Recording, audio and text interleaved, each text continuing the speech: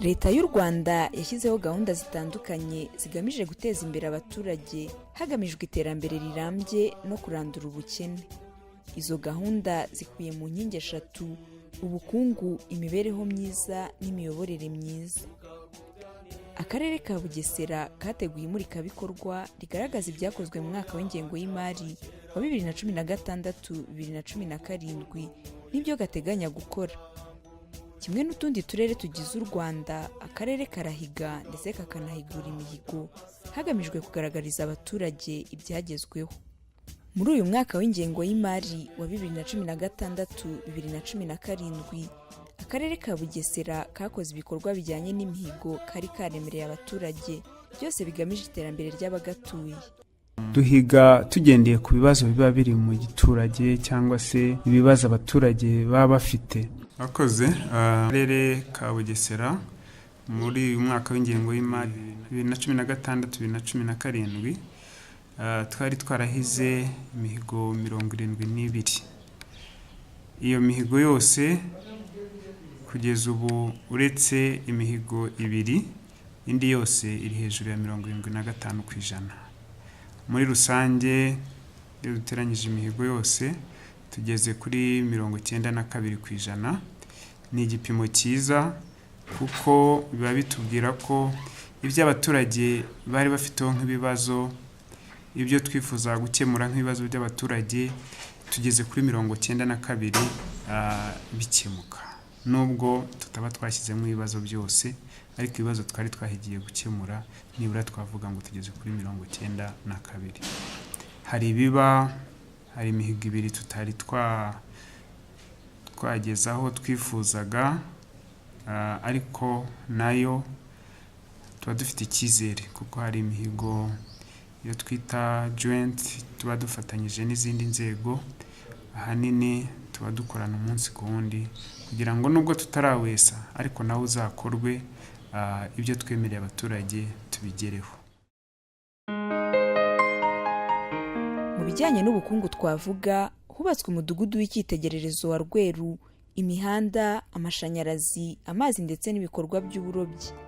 Muri uyu mudugudu wa Rweru huzuye amazu 40 yongera ku yandi 104 atuyemo imiryango yimuwe mu birwa bya Mazane na Sharita. Ntitwakwirengagiza ibishushanyo mbonera bigenda bikorwa hagamijwe imyubakire ijyanye n'igihe bigomba gukurikizwa mu myubakire.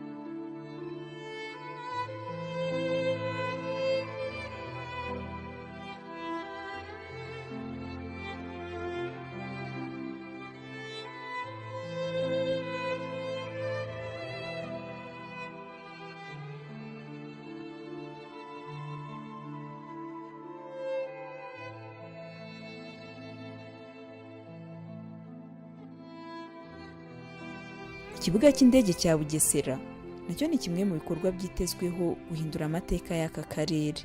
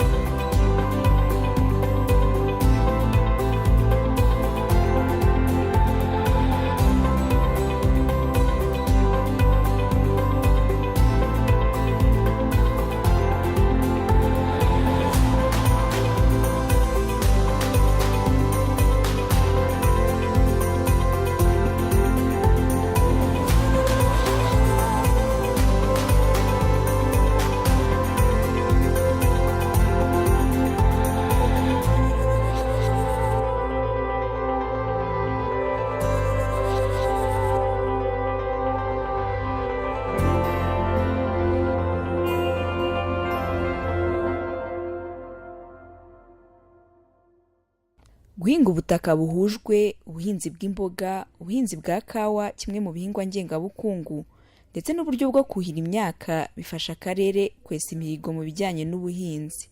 Urazisoroma, bamara kuzisoroma wabona ugwijije nyine ugahita ushora ku ruganda, nibo bazitonora bakazigura. Dushora zimeze uko, niyo yaba ari umufuka wasoromye nyine biterwa n'izo wabonye tuyazana.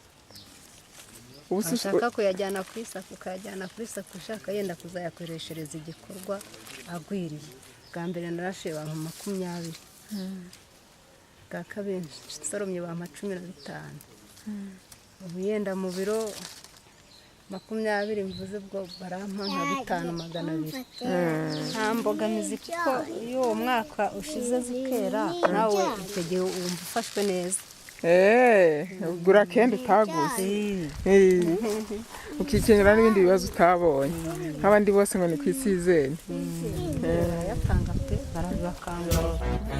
Abagera murimo inkingi yacu, bitewe na ya nka yagira inka bampaye mbasha kubona ifumbire, mbasha kubona amata. Ubu ngubu yarabyaye ibyaye kabiri. Ubwo rero nkabona yarangiriye umumaro cyane, hari n'uwo nayoroje nyine kuri iyo bari bampaye. Ubwo byatumye mbona rwose kugira itungo mu rugo ari byiza cyane, kuko mbasha kubona ayo mata nkayagurisha, nkabona ifumbire ikangira umumaro muri rwa rutoke rwanjye, na rwa rutoke narwo nkarubonamo amafaranga, nkabasha kubonamo umusaruro ushimishije.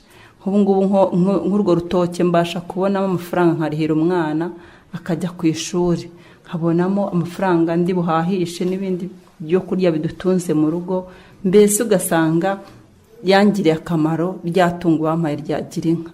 Niyo mpamvu rero ndi kubishima cyane. Iterambere ryatugejejeho nuko cyane cyane nk'imihanda idufasha mu buhahirane hagati y'umurenge wacu ndetse n'indi mirenge duhana imbibi, harimo nka Ririma ndetse na Mwogo, ndetse n'umurenge wa Nyakariro ho muri Rwamagana, aho tubona harimo ubuhahirane, haba kugeza umusaruro w'ibihingwa ku isoko ndetse n'ibindi bintu byose byaba n'ibikomoka ku matungo, aho tubasha gufatanya n'indi mirenge kugira ngo tubashe guhahirana. Dufite n'ibindi bikorwa remezo bigendanye n'amazi ndetse n'amashanyarazi, aho ku mashanyarazi dufite nko mu tugari 3 twose amashanyarazi abasha kuhagera. Ibyo bikadufasha kugira ngo umuturage ushaka kwihangira imirimo, haba mu imirimo iciriritse nko kogosha, gusudira ndetse n'ibindi, abasha kwiteza imbere. Tubongera tukabona n'ibikorwa remezo by'amazi, ariko nabyo biradufasha mu bikorwa by'isuku ndetse n'indi mirimo yose abaturage babasha kugira mu rugo. Dufite n'ibindi bikorwa remezo nk'isoko ryiza rigezweho, aho dufatanya n'abandi baturage batuzengurutse guhaha ndetse no kugurisha umusaruro w'ibihingwa mu murenge wacu wa Juru. Umugoroba w'ababyeyi n'uburezi kuri bose byashyizwemo imbaraga. Hari aho tumaze kugeza iterambere ry'imibereho myiza y'abaturage. Iyo tuvuze imibereho myiza y'abaturage, igaragara mu byiciro binyuranye, habonekamo ubuzima, twavuga mu burezi, mu mibereho myiza muri rusange, hakabaho no mu bijyanye n'imiyoborere myiza, aho nanone tureba babayeho bate mu ngo zabo. Ibi byose bigamije guteza imbere imibereho myiza y'abaturage. Hashyizwe imbaraga mu kunga abaturage binyuze mu nteko y'abunzi, kwimakaza gahunda ya Ndi Umunyarwanda ndetse no gukangurira abaturage gahunda za leta zitandukanye, umuganda rusange, ubwisungane mu kwivuza n'ibindi.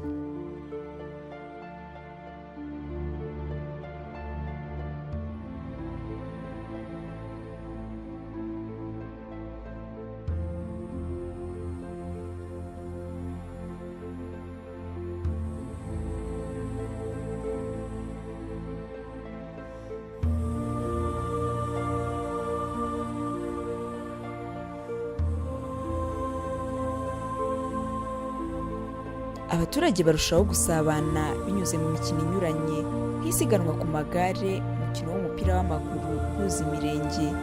Akarere kandi gafite ikipe iri mu makipe akomeye mu gihugu, Bugesera FC. Akarere ka Bugesera karashimira abafatanyabikorwa, abakozi bako ndetse n'abaturage muri rusange ku bufatanye n'umurava badasiba kugaragaza, bityo bigafasha akarere kwesa imihigo.